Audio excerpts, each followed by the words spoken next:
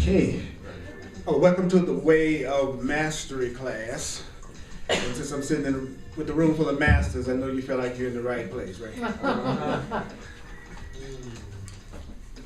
There are a few people that would say I was like, should be teaching the way of mastery. Okay. Just depending on who you talk to. You don't have to believe none of this. Okay, that's the instructions. Okay, we're going to be on dismantling the blocks to spirit on page 210, part 2, the way of transformation.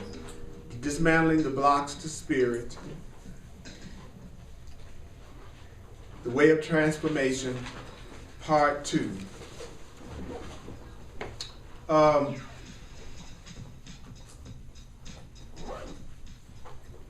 always feel kind of weird sometimes, no matter how often I do this, knowing that I'm getting ready to cover something that's totally alien to what we learned from the world. And I know how easy it is when you're hearing something that's totally different from what the world teaches, or maybe what you allowed yourself to believe. It can be very challenging to let yourself really hear it.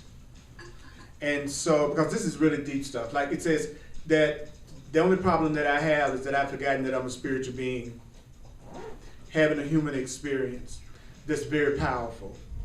And so there are blocks to me recognizing that I'm spirit.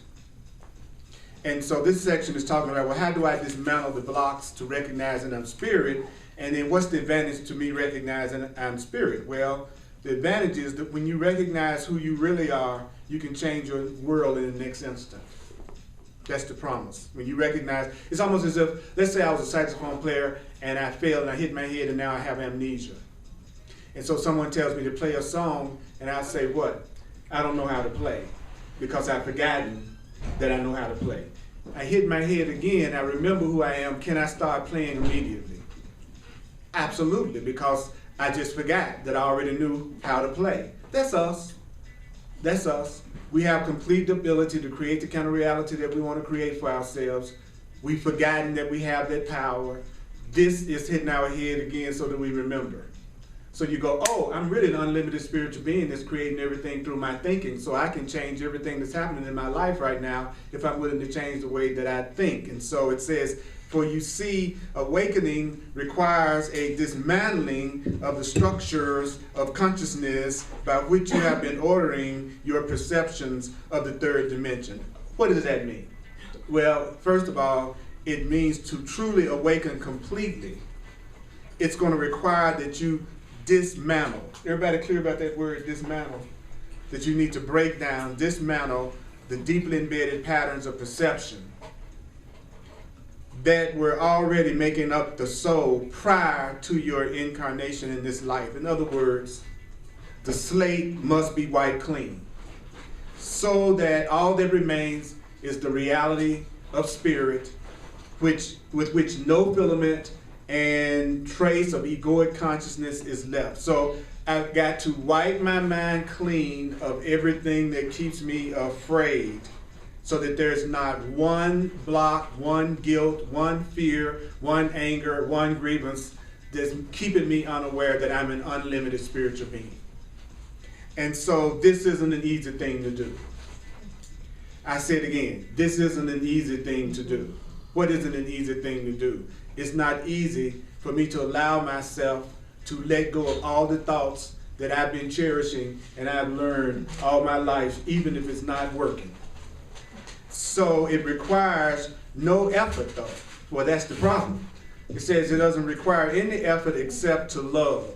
Sometimes when I'm thinking about my relationships with people and I become afraid and then I want to contract and withdraw my love from them, because sometimes I think it's best to withdraw my love from a person so that they won't love me, because I think that loving me might hurt them. Because maybe the way I am is not what they really want. And so I'm going to hurt them, so I'll be tempted to contract my love for their own good. So it says, actually, and then the inner voice always says, while you're trying to figure out what to do in this situation, I'll just give you a shortcut. Open your heart up and love even more. What? Yeah. Be even more loving, be even more open, don't contract at all. Because if you love them, that's the only answer. There is no other answer. And that's the same as saying free them. Free them to have whatever reaction they need to have, still extend the love no matter what. But be authentic and be true to yourself. So love is actually the great healer. Love is that which erases the imprint in the depth of your subtle soul. So it's much easier for me to love my fear away than to try to master my fear. It's easier for you to love the anger away than to try to master never getting angry. And so the patterns that you brought forth with you as a soul, all of your patterns are like a magnet. So whenever you're attracted to somebody and you meet somebody, all you're doing is getting a perfect pattern match. So what you've just done is you've just met the person that's going to trigger all of your patterns perfectly, and they just met the person that's going to trigger all their patterns perfectly, so that you can get beyond any kind of fear or any kind of patterns. But you're going to call it, I'm attracted to you.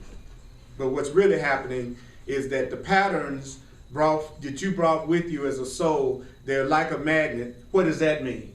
That means your patterns attract energy states in this physical dimension experience that are going to resonate to that pattern. So your energy states, your patterns attract energy states, I say it again, that's going to give you a physical experience of your pattern. My pattern is that I believe that I feel like I'm going to be abandoned. Okay, so therefore that pattern will reproduce itself in me forming friendships with people who seem to leave me. So the physical dimension is just reflecting my predominant pattern. So often when a person says, you fall in love, it is just, and think about that term, I fell in love. How many of you all want to go out the door right now and fall? Is there anybody here that wants to go out the door and fall? Well, why do you want to fall in love? You want to rise in love. And I've experienced that a lot. So, what's going on in y'all's minds? Could it be my mind? So, when you say you fall in love, it's just that you come into contact with another field of energy that happens to fit hand in glove with the very patterns of consciousness that you're carrying deep in your being. And if it didn't look like the pattern was there at the beginning, you wouldn't be attracted to the relationship. So it's got to look like this person is just the opposite of your pattern. Not only just the opposite of your pattern, this is the person or a situation that's going to fulfill you.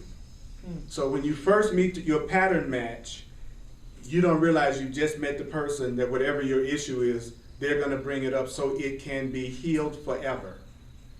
Not so that you can keep wallowing in it.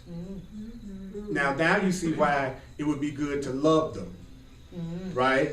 Because if I love you and we're going beyond our stuff together, then we'll stick it out and go through it to the other side. But without the love, the minute the pattern gets triggered, I'm out of here. Got it? That's why you got to add at least like the person. Okay? Because it's not like it's going to be smooth sailing.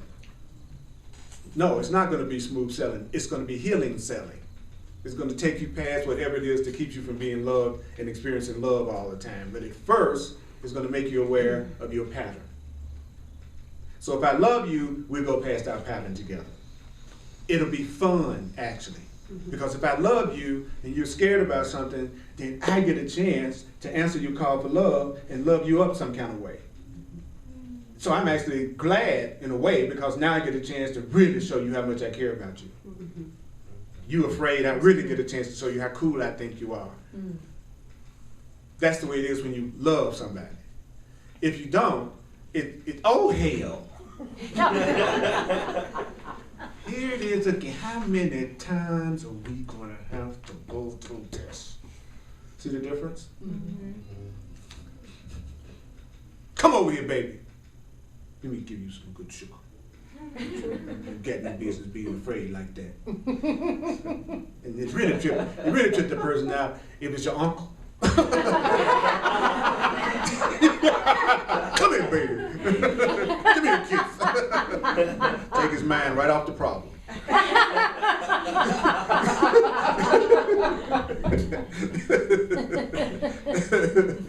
What's your problem? Took mine totally off of his.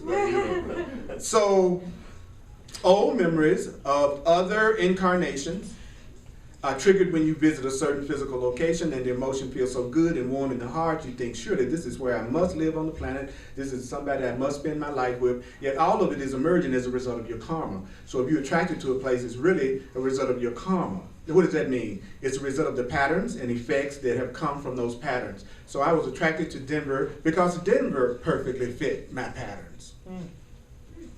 You don't just happen to be attracted to a certain place you want to live. So what you're doing is you're being attracted to a place that reflects your patterns to meet the people that reflect your patterns. And so then it goes on to say, so awakening does require vigilance. If I'm going to be awake, I've got to be vigilant, because awakening requires that rather than merely going with the reactions of the third dimensional being, instead of just going along with your reactions. In other words, I'm going to keep saying this over the next few weeks. There are 3 questions that you need to ask yourself if you want to wake up faster. Why do I think what I think? Why do I think what I think? Why did I see what I saw? Why did I see what I saw? Like everything that's happened to you so far today, even up until this moment right here, ask yourself, why am I thinking what I'm thinking? And why did I see what I saw? And why did I react the way I reacted about everything that happened today? Why did I think what I thought?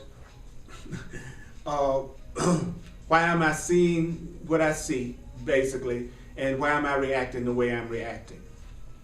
And then it goes on to tell us that you begin to observe, you begin to question, you begin to feel, and you begin to think. So if a person is going to wake up, then they question, observe, feel, and think. Question, observe, feel, and think. Question, observe, feel, and think. If you want to wake up, question, and that's what I tried to do as a child and sometimes was shot down. I would say, well, why is that? Or why is this? Or what does that mean? What do you mean about that? What happened? I question, right? And then it says you also begin to observe. So instead of judging your surroundings, you're observing your surroundings, which is different. And then it says what you do next is you allow yourself to feel. Now, people who have allowed themselves to be hurt are usually people who are afraid to let themselves feel. So people who've hurt themselves a lot protect their feelings most of all, but people are not really going to connect with you if they can't feel you. So you're hiding and suppressing and protecting your feelings. That's actually keeping you from making the contact you want to make with other people. So you feel, and then you start to think more deeply. In other words, you start thinking about more than The Bachelor. And that's hard. So I want to acknowledge anybody who can do that.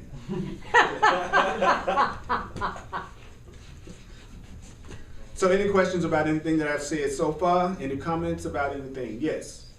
So, Earl, does the attraction of the pattern always have to be a negative one? No, not at all. Can it be a positive? Absolutely.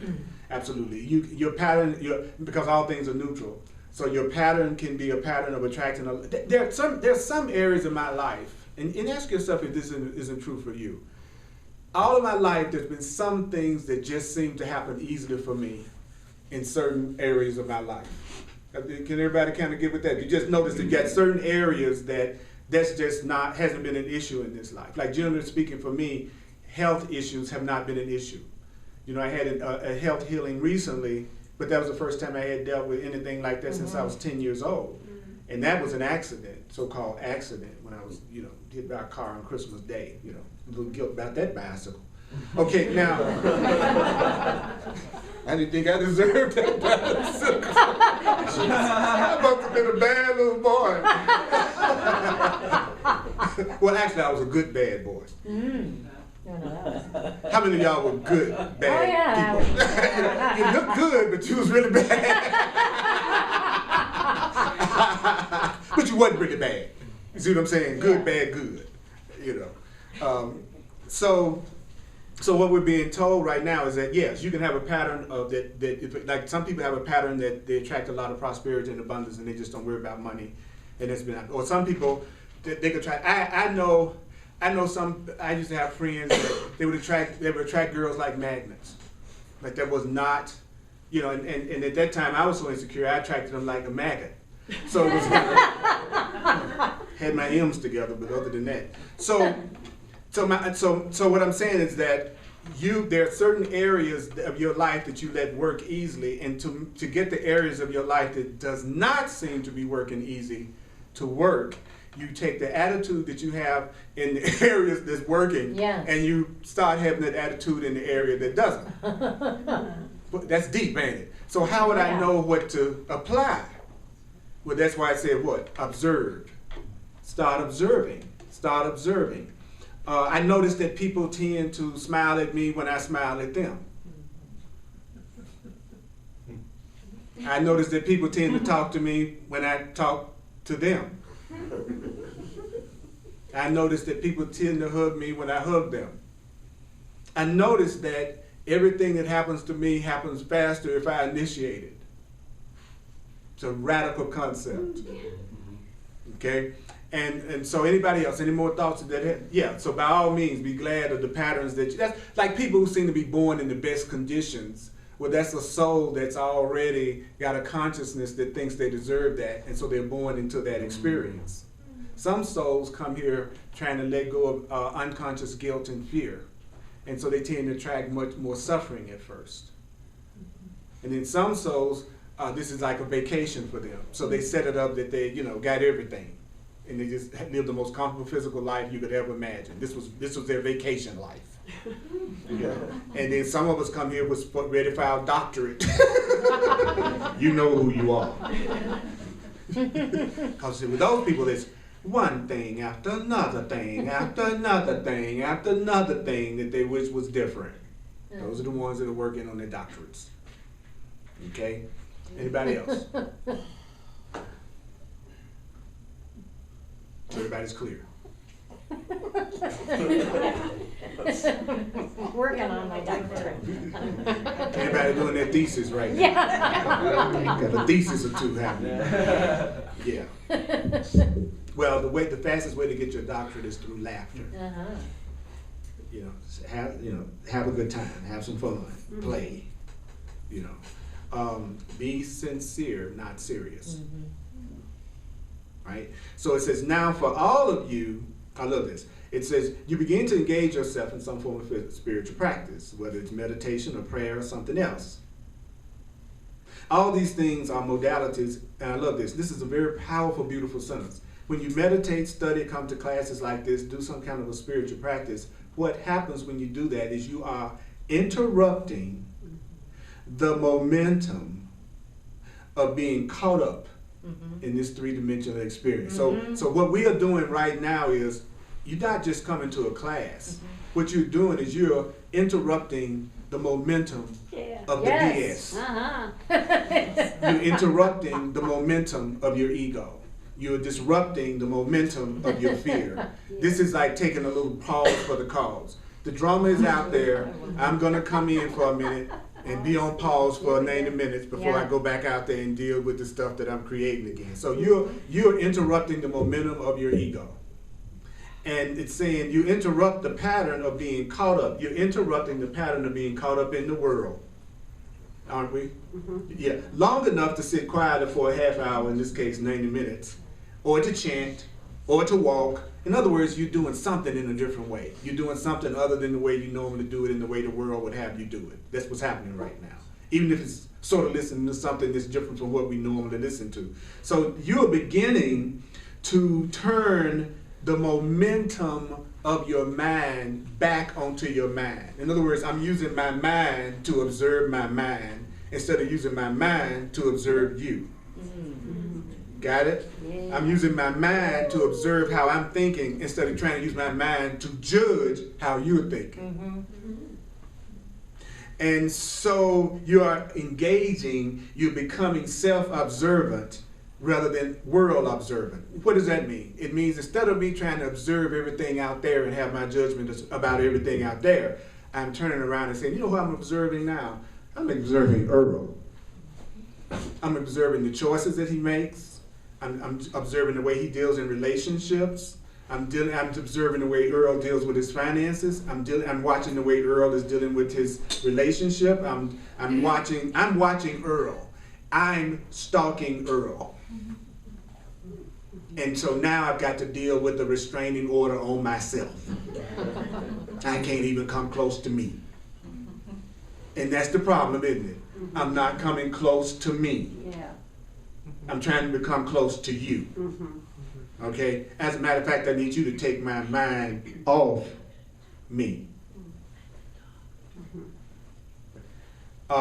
So, have you ever been in a relationship and something was really coming up between the two of you and you wanted to talk about it to your partner and your partner wanted to make love? Some of y'all know what I'm talking about. Don't be looking at me like, what? What are you talking about? What you talking about? My God. You're right, you can't make love. You can only make fear. You can only share and create love. So that whole term, make love, is a misnomer. You can only make fear. So y'all to go up to the person and say, let's make some fear tonight. And then if the person is later on wondering whether or not they're going to get their period, that's what happens. Isn't that right? They made what? Some fear. Some fear. Yeah. See, the truth is sometimes people will make themselves upset with me because I'll apply the truth to the day-to-day things that we're dealing with, rather than being one of those people that say, oh, this is just an illusion. Don't you focus on that, or you're just making it real. That's real popular in spiritual circles sometimes. And I'm saying, well, if I can't use the truth where I think I am, what's the point? If I can't apply it to my day-to-day reality and what I think I'm dealing with in my day-to-day reality, what is the point of it? So I apply the truth to everything as much as I can. That way I don't have to try to figure out what to apply it to. Because if I say I'm going to apply it to everything, then I don't have to figure anything out. Or that I'm going to apply the truth to whether or not I'm trying to change the tires, or whether or not I'm trying to wake up to myself as God. That's why I said that you're not making love, you're making fear. You're falling in fear. How do you know that you fell in fear and not in love? Because you have so much fear of loss around the relationship, a person. So you fell into fear, not love. Jealousy means I fell into fear. Anger means I fell into fear with you, not love.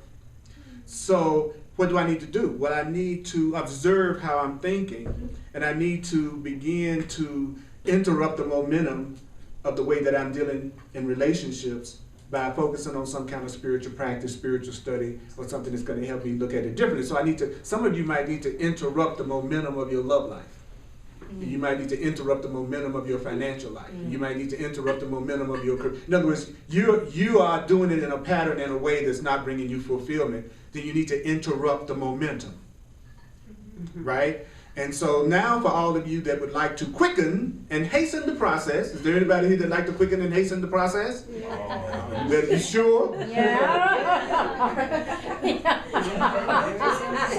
All right. All right. Okay. For those of you watching online, a few of them said yes. No, I specialize in slow. I don't do hasten. Okay. Okay, this is where you do it. The answer is simple.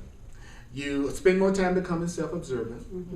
You spend less time being concerned with what's going on in the world. So being less concerned with what's going on in the world is spending time becoming more self-observant, because if I'm observing myself, I can't be observing the world simultaneously. So it sounds like a very narcissistic, is that the word, what you said, approach to awakening, but since that flows perfectly with our personality, why not use it? I think it's a brilliant plan. I think about myself all the time when he says, what I want you to do is think about yourself. Well, hell, I'm on the way. Right? Because the truth is, I think about me more than I think about anybody. So I love a path that says the way to awakening is for you to start to observe you. Now it's okay for me to have 100 mirrors in my apartment. Okay. I no longer feel guilty about seeing me on every wall. Like nobody comes to my apartment. It's 'cause there's so many people. It's just nothing but mirrors. You know, so I'll say it again. You become what? More self-observant, which means doing what? Spending less time being concerned about what's going on in the world. I'm already not really concerned about what's really going on in the world. See, second thing that I'm already doing that's being used to my advantage. First they tell me, well, think about yourself. Be self-observant. Then it says, have less concern what's going on in the world. Got that handle check. Because I thought the problem was I wasn't concerned enough. Right? And then it says, and at no time blame, don't blame the world for your state of being. What does that mean? Don't blame your parents. Do not blame your parents for what's going on with you right now. I used to love to go, if my mom and daddy hadn't separated and I had had them both together and he didn't have it right, then I would probably be a much better person right now. If my mama hadn't dropped me on my head when I was 2 years old, my relationship would be working right now.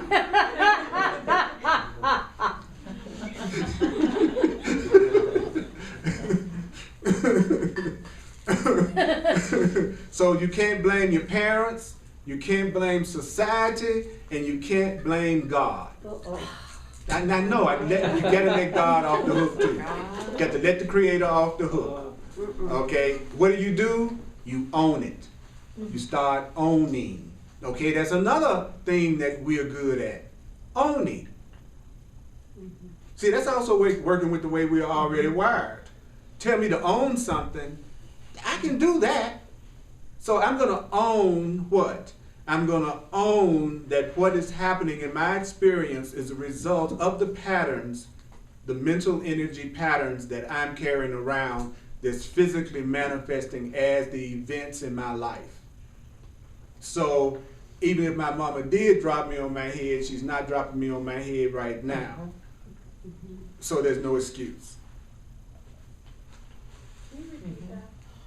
Yeah, even though my mama might have dropped me on my head, and I want to say, you want to go back further than that? Yeah. We do.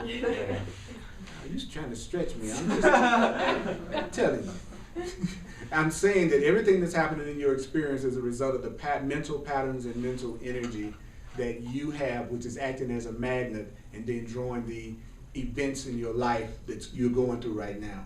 And if there are events and circumstances that you're going through right now that you no longer want to go through right now, you have to interrupt the momentum that you have going in that direction. You do that through some form of spiritual practice or study. Is that cool? Yeah. Everybody got that? So what would be your spiritual path? The one you would want to do. Not just read, not just drop in on every now and then. It would be, which is cool. I'm not saying don't do that. So I'm not knocking you. I said your spiritual path. It's different from this class maybe sometimes being helpful to you, which is wonderful, and saying this is my spiritual path. So I'm grateful whenever you come or don't come, it's fine. So I'm not judging you. I'm just saying if the way of mastery was your path, then you'd be studying it now. By now, certainly if you've been coming for over a month or two, you would be studying it now. So it may not be your path yet, if ever. Is that cool? But it does mean that you are interrupting the momentum until you find your main momentum interrupter. Which for me was A Course in Miracles. It stopped me in my tracks. It still does it. It's like the foundation and everything else is built on top of that. For me. I know some people that hate the Course. I was teaching my class one day, and one of my students walked in with a big garbage bag with all her course book, all the pages was tore up in the big garbage bag, and set it down on the thing. And then she asked me a question that had been upsetting her that made her do it, and I answered it, and she got it, and she went, oh. So the whole book was tore up, and all of a sudden she realized. I know people who burned it. I know people who, when I taught in Memphis, we had the Mississippi River was right on where Memphis was located, who threw it in the river. There are people who have a lot of resistance to the Course in Miracles. I've never seen a book that generates so much hate and so much appreciation in that book. That's why I knew it must be really saying something. To create that kind of reaction, it really must be really saying something. So I pay more attention to the stuff that makes me go, ah, than I do sometimes to the stuff that makes me go, yeah. Why do I feel so challenged about that? Okay, so that completed the section on dismantling the blocks to spirit. So who would be willing to say in their own words what you would do to dismantle the blocks to spirit, just so that they can kind of make it real and remember it for themselves? Anybody? No, it's perfectly okay. Whatever you say, you can't do it wrong. Cultivate a spiritual practice. Mm-hmm. That's how you dismantle the blocks of spirit. Okay, thank you. Anybody else want to say anything that they heard that we said tonight that would be good for that? Yes, Patricia. And also I heard to spend time thinking about yourself, but not just yourself, the way you think. Mm-hmm. Spend time thinking about the way you think. Mm-hmm. Exactly. Mm-hmm. Exactly. Being self-observant. Mm-hmm. Yeah. So I was thinking about, like, I kind of let life, like, just kind of happen. Mm-hmm. So instead, like, choose what I want. Mm-hmm. So what are you hearing? That you should what? Just start deciding what I like and going for it or something. Decide to having the goals, having Stopping the momentum. Yeah. Changing it. Yeah. Instead of, like, life, like, happening, Yeah. like, me choosing what I want. Which would be disrupting the momentum of Yes. whatever direction that, you know, like for instance, if your finances are going in this direction and you interrupt the momentum, it's going to take it in another direction. If you don't, it's just going to keep on going in the direction that it's already going. So to want some area of your life to change, but you're not disrupting the momentum, it's kind of silly, because it's not going to, it's almost like being in a relationship with somebody, and I use relationship because that's what these books say the fastest way. And so you keep going through the same thing with them over and over and over again, but you notice that y'all not doing anything in the difference between the times that you're going through the stuff that you're going through over and over again.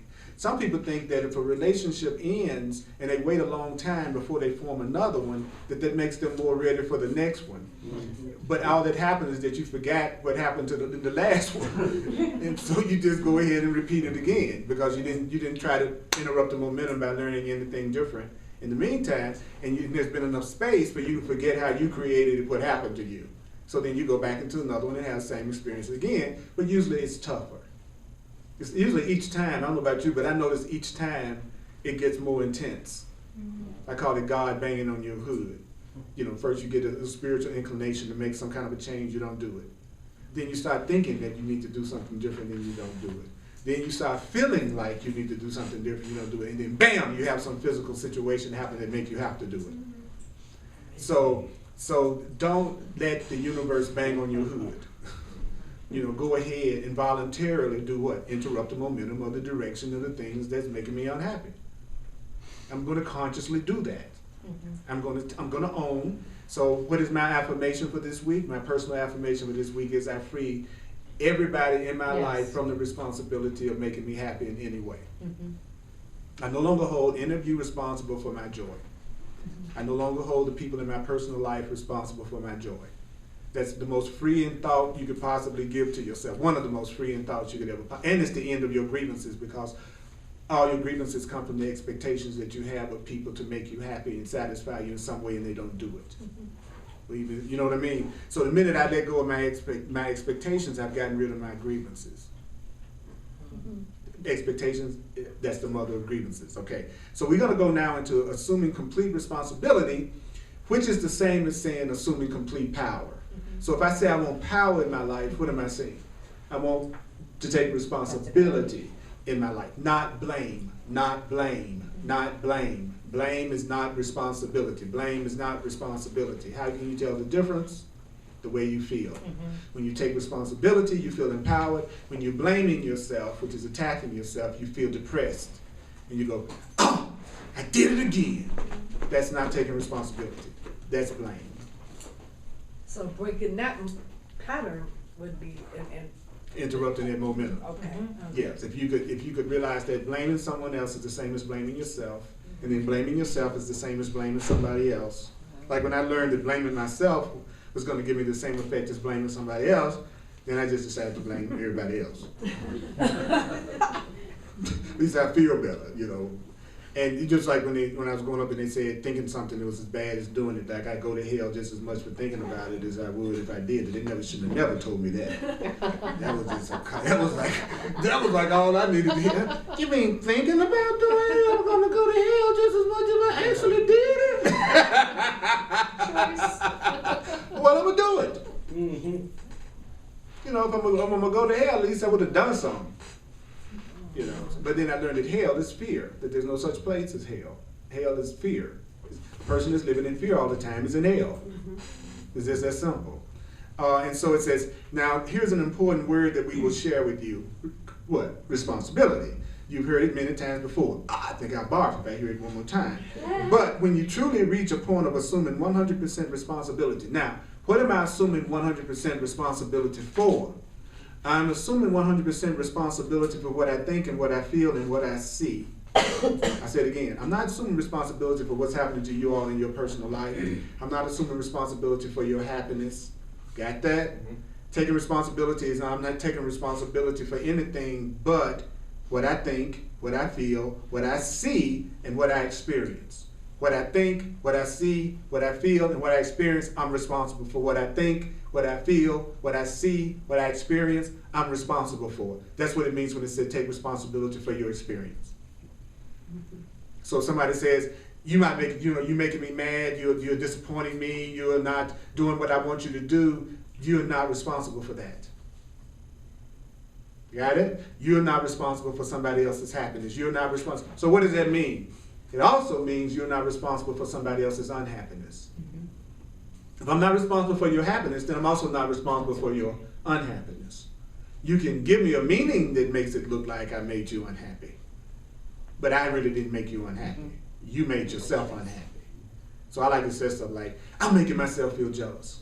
I'm making myself feel upset. I'm making myself feel afraid. I'm making myself feel good. I'm making myself feel happy. See, when you start saying, I'm creating, every time you say that, you increase your power. Every time, even if it's you saying, I'm making myself broke, that's still giving you the power. But if you say, I'm the reason why you broke, you're giving your power away. So I'll say it again. If you're going to take responsibility that disrupts the momentum, you do it by recognizing that you're responsible 100% for what? What I think, what I feel, what I see, and what I experience. So suppose you were on your job tomorrow and you said, today when I go to work, I'm going to take 100% responsibility for what I think, what I feel, and what I see, and what I experience today. And then come get back to me and tell me you do that for a week and see what kind of experience that you have with your week. Now, what this does is it actually, whenever you say I take 100% responsibility for my experience, you're really taking a quantum leap in the direction of the love that you want. So, in other words, if you want to move fast, remember the original premise was, how many of you want to hasten and get there quickly? Saying that you're responsible for what you think, see, feel, and experience will move you faster than anything else you can do toward having a life of bliss. Even if it's something negative, like, I'm making myself sad. That's right. That's still giving me power. Absolutely. I'm saying, okay. You got it. I'm making me sad. I'm making me sad. I'm making me sad. Yeah. I'm making me sad. I'm making me sad. I'm making me sad. Mm-hmm. I'm making me sad. I'm making me sad. You see the difference? Right. You making me sad. You making me sad. You making me. See, the more I say you making me sad, what am I gonna do? I'm going to do everything I can to manipulate you into doing the thing that's going to make me happy. So I really become a master manipulator. Because I hold you responsible for what I think, what I see, what I feel, and what I experience. The weird part about it is when you start to say that, the strangest thing starts to happen in your life. Mm-hmm. And the thing that starts to happen first is, the first thing that happens is that you try to convince yourself that you're not the one that's responsible. Mm-hmm. So you'll say it, but you try to create drama that make it look like it's somebody else is responsible. I'll say it again. In the beginning, you're gonna say, I create my reality, and then you're gonna create something that look like somebody else is doing something to you. Because in the beginning, people are, your old self don't want to give up the ghost. But if you keep sticking to it, the thing that'll happen is that you'll start to see the drama and conflict in your life begin to drop away. That's what you'll see. Then to blow your mind, you go, I couldn't be having everything start to go this much smoother just because I'm saying I'm responsible for everything that's happened to me, whether I believe it or not. Yeah, that's exactly what's going to happen if you say that to yourself over and over again, whether you believe it or not. But you don't know that until you try, right? And so it says right here that it creates a quantum leap toward what? Self-observation. It's a quantum leap toward the freedom that you're looking for, and it's also a quantum leap toward the healing of the soul, which is what?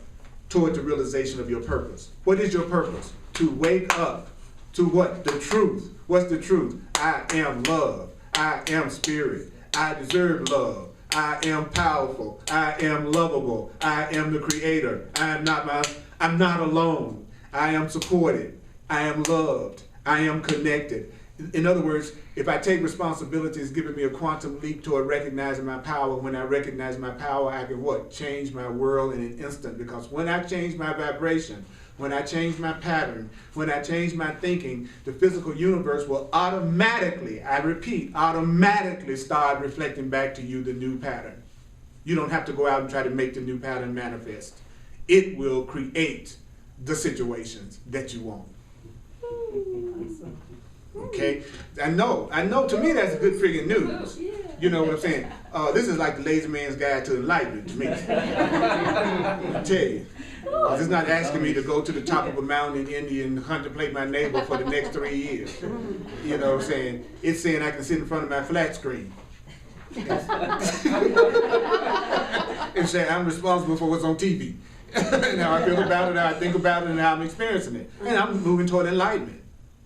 In that trip, whatever you add, you can apply that. So whatever you're doing could be used as a tool to awaken. I'm looking at the news. I'm 100% responsible for what I'm thinking about this news, what I'm seeing about this news, what I'm feeling about this news, and my experience of this news. I'm now using the news to wake me up. Instead of observing the world on the news and judging the world on the news and not observing the way I'm looking at the news. Because what I'm supposed to be doing is observing the way my mind is working about the news. You see what I mean? I hear about the Ebola virus. Instead of me concentrating on the Ebola virus, I need to concentrate on observing how my mind is perceiving the Ebola virus. Yeah. Because the truth is, I can't do nothing about the Ebola virus at the level of the body. You understand what I'm saying? So then I'm freaking out about something that I really can't do anything about, quote unquote, from a physical perspective. But if I can get in touch with how I'm looking at it, it could be a reminder of the truth. Okay? And so it says, without what? Taking 100% responsibility for what you think, see, feel, and experience, the spiritual journey never gets quite off the ground. Like your spiritual path is not going to get off the ground. Literally, it's not going to get off the ground. You're never going to quite ascend if you're blaming, if you take a victim perspective. You cannot ascend, I say it again, you cannot ascend without the assumption of complete responsibility. You will not go to a higher level of bliss and ease and freedom unless you assume responsibility for what? Yeah. What you think, what you see, what you feel, and what you experience. So when I say take responsibility, don't misperceive that, because if you misperceive that, you're going to feel like a burden's been put on your shoulder. So how can you tell when you're seeing what I'm saying wrong? You'll feel heavy. Yeah. Oh my God, you mean I'm really responsible for that? Then you know you're not looking at responsibility correctly. Right. Because if you look at it correctly, it means, oh, I can change it. Oh, I'm not stuck. That's how you know when you're hearing it correctly. And when I first heard my thoughts created my reality when I was 25 or 26, it blew my mind. I felt so liberated. I thought the sky was the limit. My thoughts are creating what's happening to me. All I gotta do is think something differently, and I'll have a. To me, that was great news. That's why even today I'm always kind of shocked in classes. but I understand when people don't get excited to hear that. So to me, that would be the most exciting thing that you could hear, is that you could change your thinking and then have everything that you ever dreamed of. But you very seldom see people really jump up and down when they first hear that, because in most cases they're judging themselves for what they've already made through that thinking. I did that. Oh my God, I must really hate myself to have created that. Or I must. You see, so the ego says, judge yourself, judge yourself, judge yourself. Instead of saying observe yourself, observe yourself, observe yourself. Observe what? Observe how you're reacting to the news that you're getting tonight about how you can disrupt the momentum of everything that makes you unhappy. Notice your reaction to that. And then what? And then change it. Yeah. What would be the change? The change would be me saying, I'm 100% responsibility for what I think, what I see, what I feel, and what I experience. Okay? So it says, now, you must extricate yourself from the psychic, and look, the psychic enmeshment with other webs of relationship. So when you join with somebody, it's a psychic enmeshment. That sounds like a great book title, don't it? The psychic enmeshment. Psychic enmeshment. That's right. Yeah. With other webs. So this book is saying that your relationship is a web. Oh, wait. That's deep. And like there you are, just waiting to catch the next fly. And you try to make your web look so good. Come to my web, baby. You know what I'm saying? Yeah. Sometimes I feel a little bit like an old web. My old web, but it ain't what it used to be. See, y'all got them young webs. Oh, y'all young webs. It just passed right by my web to get to your web. You don't even want my web. I have to have a richer web. Hey, take responsibility now. Oh, yeah. Change your perception. I'll go to hell. Take responsibility now.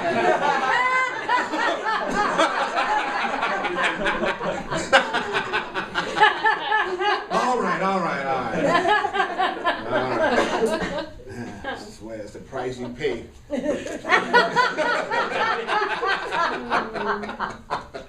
Yeah. But to say that, but I am going to take responsibility for what I think, what I feel, and what I'm experiencing around y'all's way-ups. There you go.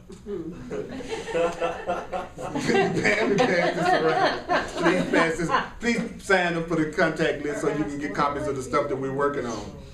Okay. I love hearing the truth. Don't you love hearing the truth? It feels so good to my soul to hear something other than what the world teaches me and what the world says, right? So,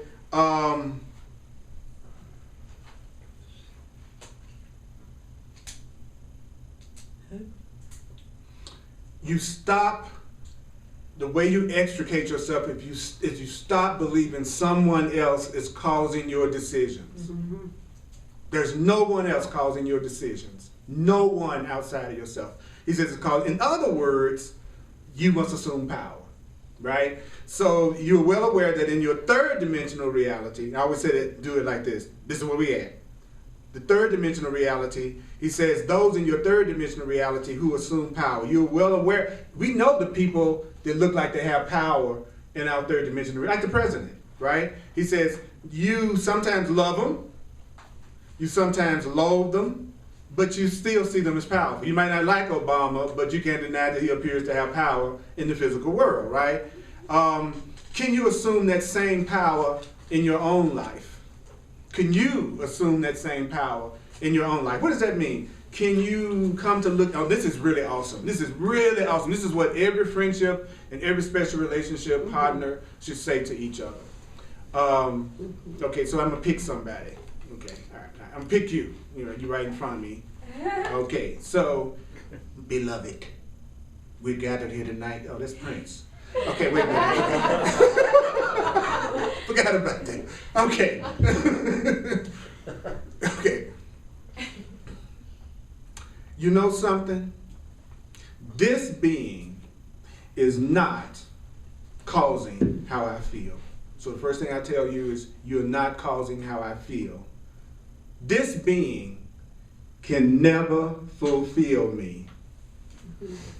You can never fulfill me. This being has nothing that I can extricate from them in order to fill up my sense of lack. There's nothing that I can take from you in order to fill up my sense of lack. There's nothing I want to get from you to fill me up. I am alone in my journey to God. In other words, this journey is between me and my Creator. For I live alone in God. Imagine if you and your friends and you and your lover or your partner said stuff like this to each other. That is, I am an individuated spark of divinity. This spark of divinity is within me. So that means the kingdom of heaven is within me. My happiness is within me. My love is within me. What I am seeking is within me. What I'm looking for is within me. What I'm looking for is within me. What fulfills me must come forth from within me. So what's going to fulfill me must come forth from within me. So that's what two conscious beings in any kind of friendship or relationship, that's the attitude they have toward each other. Which is what?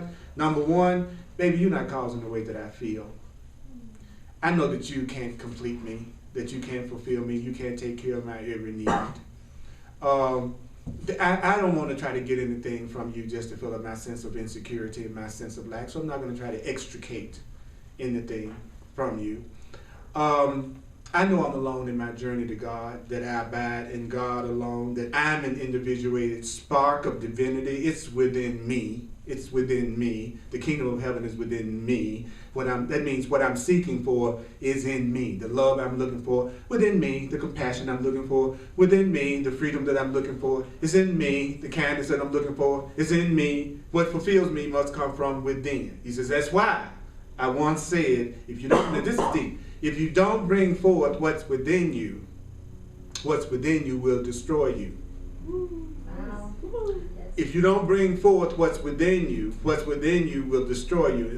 But also the truth is, if you bring forward what's within you, what is within you will save you. If you let what's in you come outside of you, it'll save you. If I let the love and the conscience and the truth and the taking the 100% responsibility that's within me, then it would save me. And if I believed truly, my pattern was, there are a lot of people that love old webs, then I'd be full of people loving the old web. You see, I'm 100% responsible for what I'm experiencing. So therefore my age doesn't have to have anything to do with what I experience in any kind of way. That's the truth. That's the truth. But sometimes it feels good to blame and project. Even though it's like the sweet poison. It's like it kills you, but it tastes so good. And it feels good. It feels good to blame people. It feels good to say, if you change, then I'd be happy. You know, this takes all the pressure off me. You see, but what is it doing? It's taking my power away. So it's what I call sweet poison. And there's a line in the Course in Miracles where it says, hurting yourself in ways you don't recognize basically has the same effect as hurting yourself in ways you recognize. In other words, if I give you a real bitter pill, that's a poison pill, you go, ugh! But it'll kill you, right? But if I gave you a poison pill that tastes like chocolate candy, it'll kill you just as much. But you'll want to eat it. And he says that's the way we do with most of our relationships. It's the poison that's sweet. The way we deal with relationships, he says it's a sweet poison. You know, we're not doing it based on the truth. We're not taking responsibility. We are holding the other person responsible for our happiness. And it feels good to do that, but it's keeping us powerless. It's the sweet poison. It's almost like a person who said they don't like you and attack you is actually doing you more of a favor than a person who treats you nice and hates you. Because at least the person that doesn't like you, you know it and you kind of can deal with that. But what about the person that smiles in your face that hates you? It's just the pretty poison. You see? So you want to be aware of whenever you're getting ready to hurt yourself at all times. And you can always tell by how you feel. So that's why you have to pay a lot of attention to how you feel. So have you ever been around somebody in a situation where they just didn't feel right? Something about it didn't feel right, even though it looked like from the outer everything was the way it should be, but just something in your body said, You know, you need to learn how to pay attention to that. Your body is your radar. It's your communication device. It's here. The purpose of it is to get you in touch with what's going on in this dimension. It's your radar. Okay? So if you don't bring forth what's within you, what does that mean? If I don't bring forth the love, which is the Christ, he says, then you feel burdened and unfulfilled. So you're trying to tell me that the reason why I feel burdened and unfulfilled is because I'm not bringing the love forth? Then it says, well, usually most human beings go through their entire life with a sense of unfulfillment, lamenting what the world has done to them, and lamenting the choices that they made in the past. If I just hadn't gotten married when I was 19, my life would have been different. I got married when I was 19, so I go, well, if I just hadn't gotten married when I was 19, it would have took my, you know. Do you ever do that? Look back at some decisions you made and then try to lament the decisions. He says then you'll become burdened by what's on the outside as well as being burdened by what you think you did in the past. And eventually your body dies. And it looks like your spirit withered on the vine. At death, oh God, this is really, I keep saying this is deep, but it just gets deeper. You want to hear about what happens at death? From what this book says happens at death. Absolutely. Yeah. Okay. Oh my goodness. How many of you fear death? Depends on where you're about to. How many of you fear death? I fear death. I think if you say you don't, you're really deceiving yourself. If you have any fear about anything in any way, any unhappiness in any way, any lack of fulfillment in any way, any sadness, any upset, then you fear death. So you need to stop lying to yourself. When you don't fear death, you have no fear. There's no such thing as not having fear of death and being afraid. If I say I don't have a fear of death, then you're telling me you have no fear about anything. And so that's what we have to watch on the spiritual path. We have to watch telling ourselves, men especially, pride themselves in always saying they're not afraid of anything. You hear men say that quicker than anybody. I'm not afraid of anything. Biggest bunch of crap that ever came out of a man's mouth. But he's got to say it. Because that's the way we're programmed. You must, if you're a man, you're supposed to always act fearless and hard, no matter what, you know. And so men get out of touch with their feelings, and then getting out of touch with their feelings, they get out of touch with their intuition, and then they keep themselves from using a very powerful psychic power that can be used to their advantage. That's why men tend to not handle emotional situations as well as women do. It's the man you read about in most cases that the woman broke up with him and he came over there and shot up everybody. You don't usually hear that about women. Think about it. The murder-suicides are very seldom. She shot him, then she shot the kids, then she shot herself. 9 out of 10 of them is what? He shot them, and then he shot himself. Think about the mass shootings. How many of them are women? None. It's men that have a hard time dealing with emotional issues because that's not the area that we've been encouraged to get in touch with. And what's happening now is more and more men are choosing to get in touch with their emotional self. So they're actually becoming more powerful than ever, which is a cool thing, you know. And so the truth is, at death, you go through a quantum leap. I like that. And it's shocking as you discover yourself to be popped back into another vibrational state that often triggers greater fear. Very few beings upon your human plane have entertained death consciously, which means it's indeed time, even for those of you who are reading this lesson, to simply make this decision about death. Okay? This is the decision that I'm going to make about death. The decision is, I will enter into the transition called death, whenever it happens, with deliberate consciousness. There are gurus in India that say, next Friday, 12 noon, I'm going to die. I'm going to drop my body. All y'all come around and y'all celebrate it. And they do that. Ploop! Right on the street, wherever it is. Because they die consciously. Wow. And he says, I will make sure by beginning now that I carry no resentment So don't die with resentment, because what? If I'm going to experience my own consciousness, wherever I go next, it's going to have the vibration and pattern of resentment. So I'm born to parents that resent it. I see. See what I'm saying? Yeah. Okay? And then it says, and then I carry no resentment, that I have forgiven everyone of everything. Now, if you have a hard time forgiving people, this is a shortcut. The shortcut is to say, God is the love in which I forgive you. God is the love in which I forgive you. God is the love in which I forgive my mama. God is the love in which I forgive my daddy. God is the love in which I forgive the person that attacked me. God is the love that I forgive the person that I think abused me. You see what I'm saying? Take the responsibility to offer your love and say, God is the love in which I forgive. That's just a little tip. Okay? Then it says, and as the body does enter that state called death, I will release the world and I will require nothing of it. There are very few people on that deathbed that say, I wish I had to work more overtime. I would say none. So you want to kind of get in touch with what your values are. And also you want to release the world. Because it's funny. Have you noticed how we're always being asked to do what we're going to do anyway? I mean, if you make the transition called death, you're not taking nothing with you. So that's not really a hard thing that's being required. You will not take anything from the world with you except one thing. You know what that is? The state of consciousness that you've developed while you're here. Love or fear. That's right. That's what you're going to take with you. Either an increased awareness of love, which will create your next experience, whatever that is, or an increased awareness of fear, which will create your next experience, whatever that is. But you're not going to take your clothes, you're not going to take your house, you're not going to take your bank account, you're not going to take your TV, you're only going to take your state of mind. And that state of mind that you develop through interrupting the momentum of your ego will determine the next experience you have, just like your consciousness determined this one for you.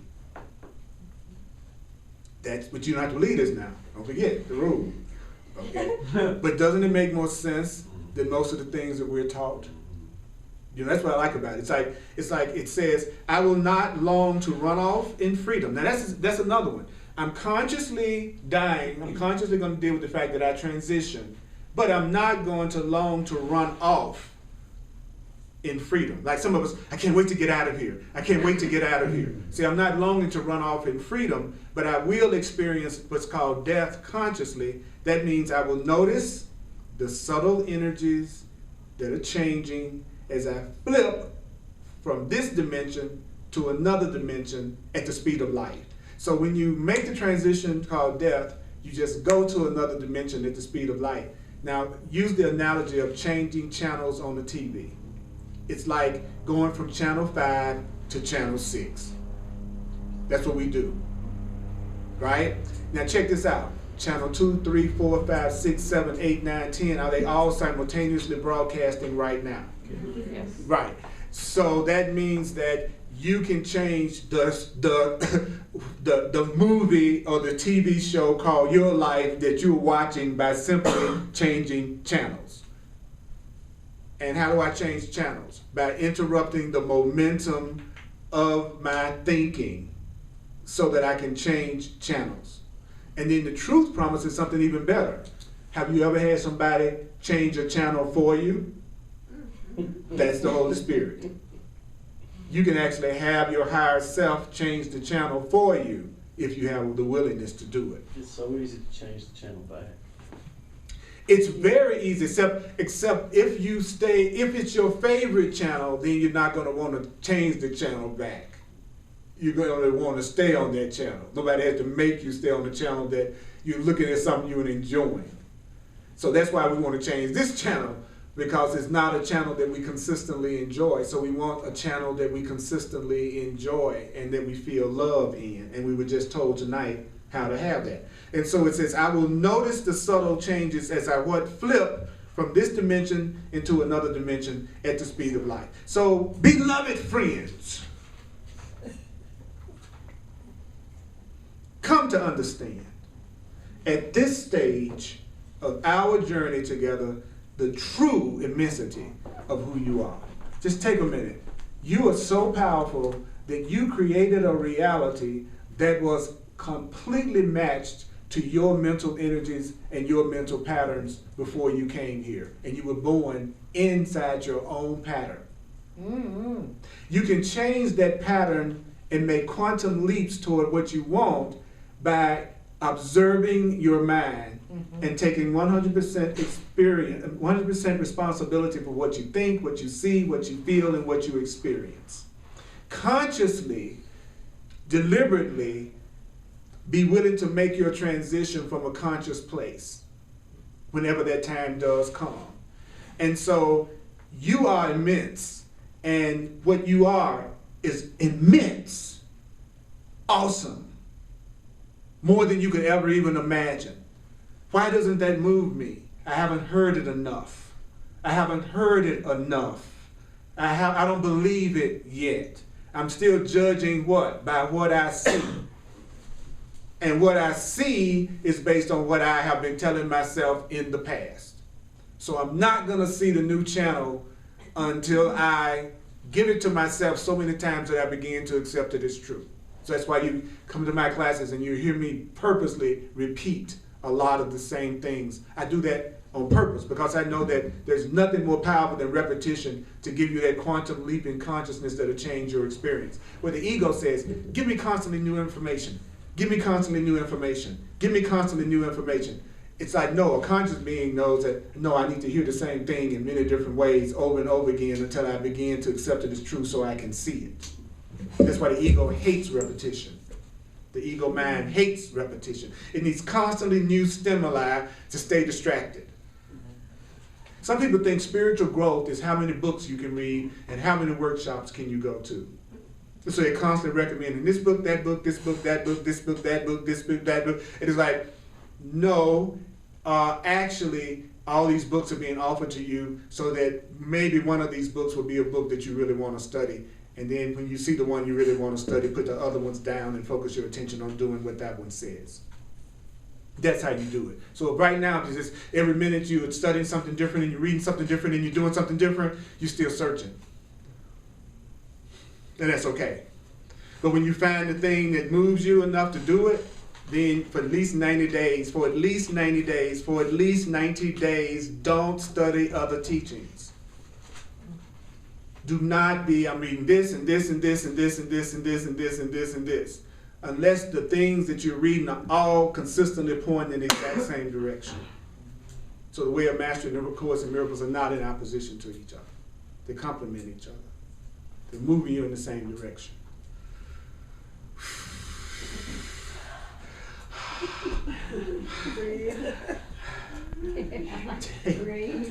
Okay, questions, comments from anybody? Yes. Is there a significance of the 90-day period? Yeah, the significance of the 90-day period is it's a long enough time to give yourself an opportunity to see a difference, but it's a short enough time for you to be willing to make a commitment. You know what I'm saying? It's just a nice, it's like a little sweet spot. You know, it's like, okay, I'm going to practice what this says for 90 days. But 3 months is a nice little block of time, but it's not a long, long time. And I've always told people that. If you practice what this is saying for 3 months with any kind of consistency, I guarantee you, you're going to tell me that something about your experience has made a radical shift. What I've learned over the years is that many of my brothers and sisters don't even think they're valuable enough to give anything any attention that's going to change their experience because of their own sense of unworthiness. So they don't even try. So what do you do with people like that? You give them to God. You go, I give you to the Holy Spirit as part of myself. I know that you would be released unless I want to use you to imprison myself. In the name of my freedom, I choose your release because I recognize we'll both be released together. You learn how to give people up to the universe. You learn how to give them up. Not get involved, give them up. They're beyond your ability to change. So you give them up. That's the most loving thing you can do is for you to give me to the Creator.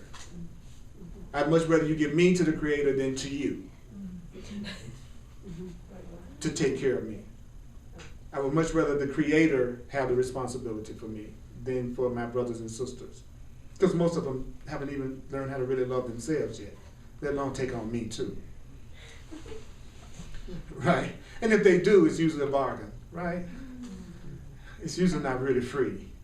It's really, I'm giving you some attention. So, you know, it's like if you want something from me that I'm not giving, but you think you're giving to me in order to get it, then after a while you're going to stop giving it to me.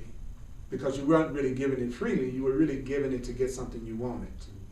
And so you just stopped giving to me. And I said, that person, they're not as interested in me as they used to be. I didn't get to pay off for the attention I was giving you. It wasn't true giving. It was a bargain. So what does that mean? Well, it means you have to learn how to let people come and go, come and go, come and go, come and go. Well, when do you let them go? When they want to. When do you let them come? When they want to, and y'all in alignment with each other.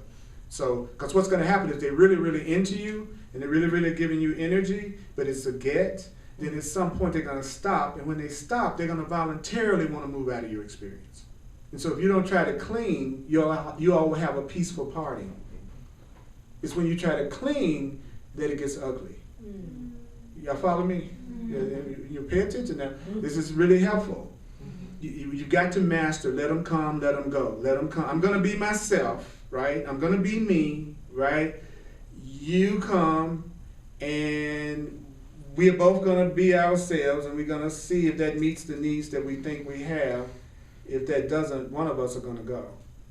And it's okay. Because the universe will just look for the next person to give you the love that it's trying to give you. If you're not addicted to the body that it comes in, you'll always be loved. You'll always have a date. You'll always have something to do, as long as you don't get attached to the body that is coming through. And that's the error we make. We get attached to, I got to have the love through you. And so, suppose you don't want to give it anymore. Suppose you don't want to feel that way. But now he does. But I'm addicted to you showing me love. Then I miss the love that's right in front of my face that really wants to come to me. Because I like the way you look more.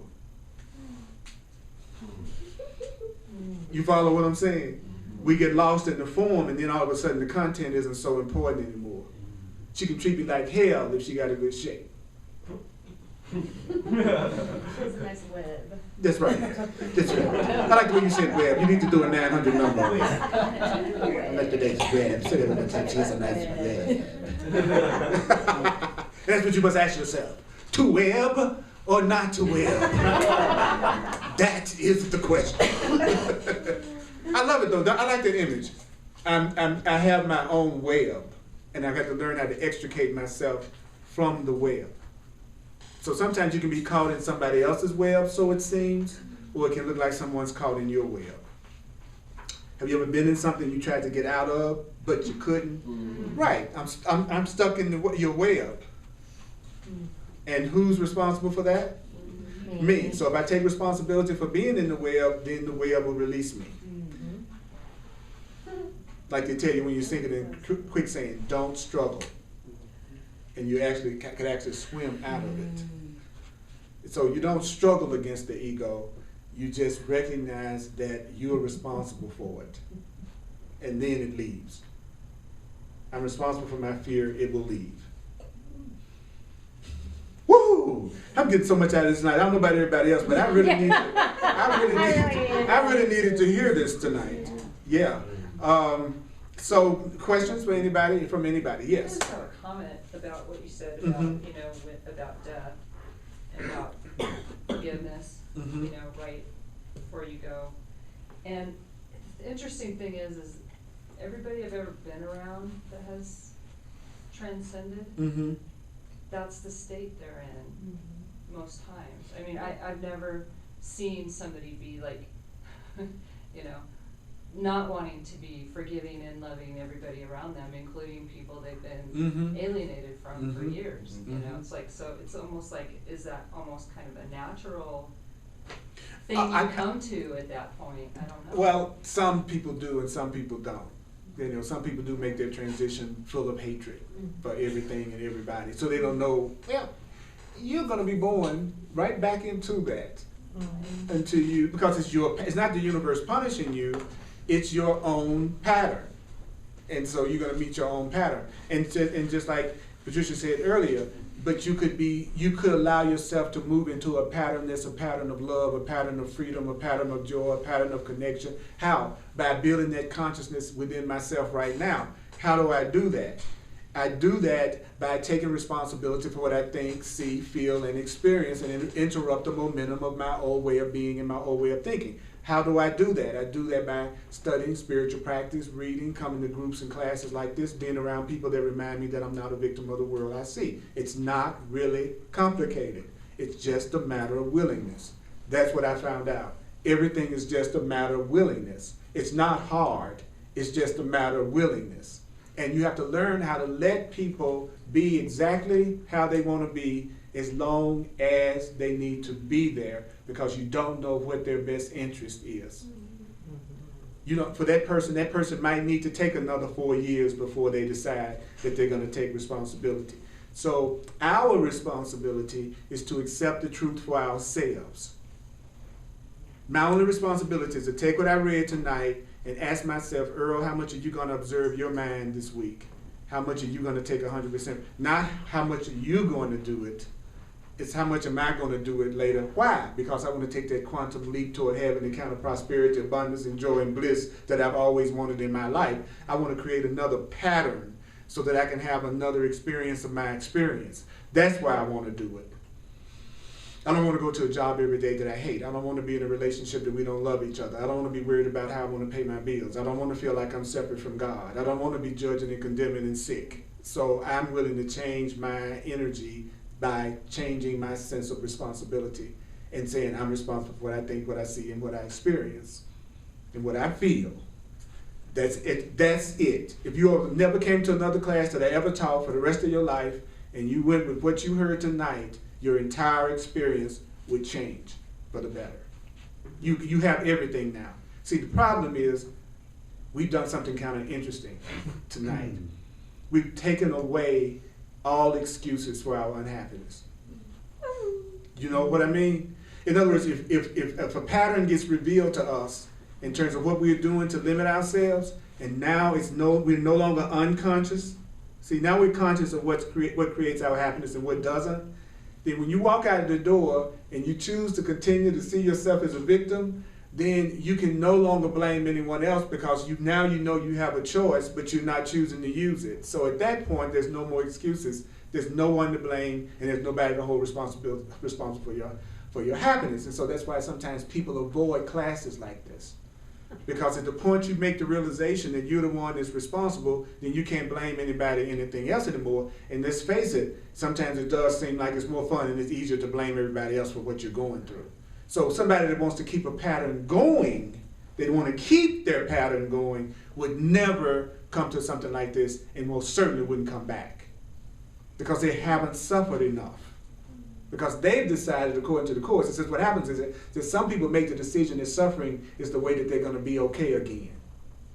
So if you teach them something that takes away their suffering, unconsciously, to them is taking away the solution to their problem, which they've decided is to suffer.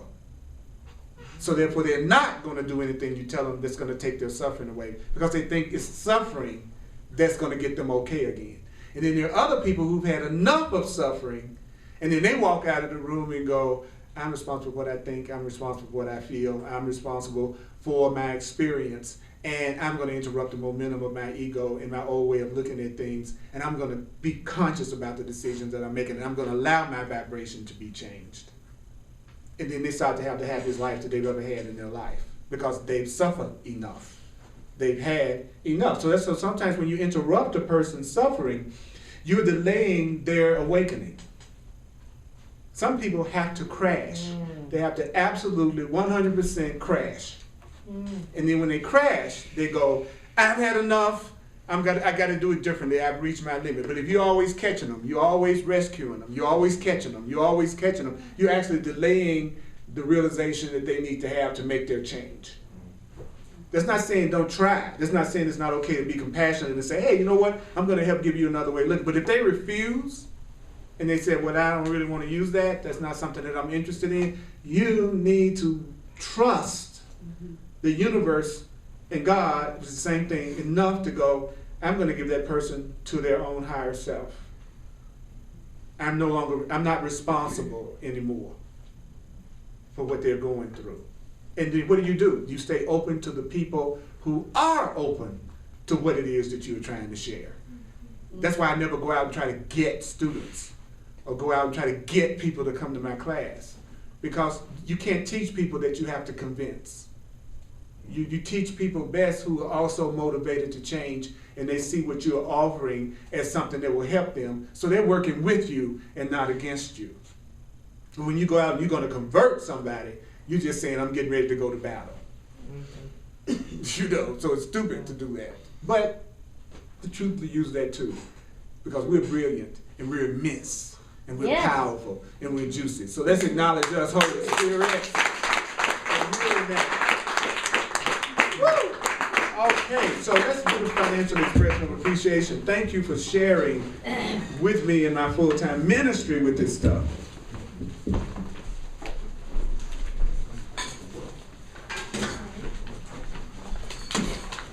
And those of you online, if you'd like to make a financial expression of appreciation, then all you have to do is go to my website, earlpurdy.com. I appreciate it as a full-time teacher. And also, if you'd like to have a one-on-one session with me through Skype or on the phone to address any issue that you're dealing with, and you also are open to me using my knowledge of astrology and numerology, which is just another way to get information from Spirit, then I'm available. And I really, really appreciate those of you that I've been working with. I've learned so much. We've all grown so much together that it's unbelievable. So I see you as a great blessing. So I invite anybody that's really ready for a change. And also go to my website and sign up for my contact list so that you can get links to the classes that I'm recording first right there in your email. So the help is there, the repetition is there, the support is there. It's just a matter if we're going to take advantage of it or not. So I love you and appreciate you so much. So one of the things that I'd like to remember from tonight's class is, anybody? One thing I'd like to remember from tonight's class is? To stay in my own business. To stay in your own business. Stay in my own business. Good. To interrupt the momentum of my ego. To interrupt the momentum of your ego. And how do we interrupt the momentum of our Through my ego? spiritual practice. Spiritual practice and my spiritual path. Change. Be totally open to change. And that's been the message that's been coming really heavy to me this last week. Change, change, change. Be open to change. Be open to change. Change is getting ready to happen. Change is getting ready to happen. Be open to change. Let go of your picture of what you think it should look like. Stop trying to tell God how to get to you and what to do. Be open to change, Purdy. Be open to change. Be open to change. All changes are helpful. All changes are helpful. Every change that you're getting ready to go through is helpful. Allow change. You say you want new. New means different. New means different. You say you want new. That means you got to let go of the old. That means you got to move in another. It's like, okay, I'm going to let you know you're going to receive what you've been asking for, but that means it won't be the same thing you think you have now. That's what change means. It won't be the same thing that you're dealing with right now. So when y'all say, and we all say we're ready to do it differently, then we're saying that we're ready for change. We're saying we're ready for change, that we're willing to let go. So maybe I'm just pulling this out of it because I was already thinking this, but I just wanted to comment on, like, you were talking about, you know, the way our life is our own responsibility. And I get stuck in the system of thinking, oh, it's God's will that this hasn't happened. But you know what you helped me figure out? Mhm. That God wants us to be perfectly happy with whatever makes us happy. And so as long as we're taking responsibility for our happiness, and God's like, I'm there with you. And the key word is God wants us to have whatever makes us really happy. Truly happy. Truly Yes. happy. It's Yeah, different. for real, Yeah, truly happy. Not like, Yeah. Most people, their idea of happiness is the script that I've written for today Right. happened the way I wrote the script. Yeah. Right. That's what the average person calls happy. Yeah. True joy has absolutely nothing to do with anything that's happening on the outer at all. Right. And that's what you're really looking for, to get to that point that there ain't nothing that can happen out here that's going to blow my peace at all. Right. Right? And then we got that earlier by saying what were we told? We were actually told to observe yourself, take your focus off the world and put the focus on yourself and your own thinking. That you need to be less concerned with the world instead of more. Then the part of us that's the goody part goes, oh no, I need to be more concerned. Well, concern is nothing but attack. continued concern is attack. Because what you're doing at that point is projecting danger and vulnerability and threat on everything. So when you're a person that's always concerned, you're not doing any good. It's just one of those things that people do to make them think that they're compassionate. Oh, I'm going to project more fear on the situation. And certainly that's going to make everything better. I'm concerned. Well, like if they're not afraid of it, then it'll jinx it or something. Yeah, exactly. Yeah, it's like almost like I need fear to protect myself. Yeah. Like the minute I'm not afraid, all hell's going to break loose. Yeah. So if I worry all the time, then nothing's going to happen to make me worry all the time because I'm already worried. So I beat you to the punch. You know what I'm saying? I'm already worried. Now, you don't have to do the thing to make me worry. I'm already scared as hell. So I don't need nothing to scare me because, look, I'm already there. You know what I'm saying? And so that's the trick. Because the fear itself creates what? A vibration and sets up a pattern that gives me some event that justifies my fear. Unless I've committed my life to spiritual awakening and learning how to truly be loving. Now, at that point, you go under the protection that you've always had to know of your higher self. So now when you have your fear, it won't create a pattern that'll draw fear to you because you want to transcend your fear through love. And you want to learn how to do it. See the difference? Okay, so a person who's on a spiritual path that's afraid is going to create a different kind of reflection back than a person who's not on any kind of spiritual path, but they're afraid. Couldn't it be more intense though? What would be more intense? The experience, you know? Like, a spiritual person would create this instance of fear, but seeing as how they're trying to overcome their fear completely, maybe this, like, let's use Jesus Christ's crucifixion as an example. That was his ultimate test of fear. Like, he called that upon himself because he ultimately wanted to just completely abolish any fear he had of anything. Yeah, he called himself an extreme teaching example. Exactly. Okay, which I think is interesting. It's like I'm going to show you that the thing that you are most afraid of, which is death, which is attack, is meaningless because I am beyond that. Yes. So his symbolism was you can't destroy love, you can't destroy the truth, you can't destroy what's really real. That's the symbolism behind. Look, I came back, and so the error, and the Course talks about that. The error is the emphasis is on the crucifixion and not on the resurrection. Right. You know, you're about he died for your sins. He was crucified. Did y'all hear the part of the story where he said, "Hey, nothing really happened. I'm here." Okay, because and whether people believe that or not, it's just other thing. It's not about whether you believe in Jesus or don't believe in Jesus. That doesn't mean that you can't learn a lesson through whatever that story has to offer. And that's the other stupid thing that people do. Like they're so busy judging the whole idea of is there Jesus, is there not, that they're missing the lesson that idea is teaching. You know, I personally believe that consciousness, that being, that entity, that spirit named Jesus does exist and exists beyond the body. But that doesn't make any difference if anybody else believes that. Like that's more the thing, than any other body, though? You know, believe what more than any other body? What you said about Jesus, do you believe that Jesus transcended beyond the body more than you believe your sister transcended beyond her body?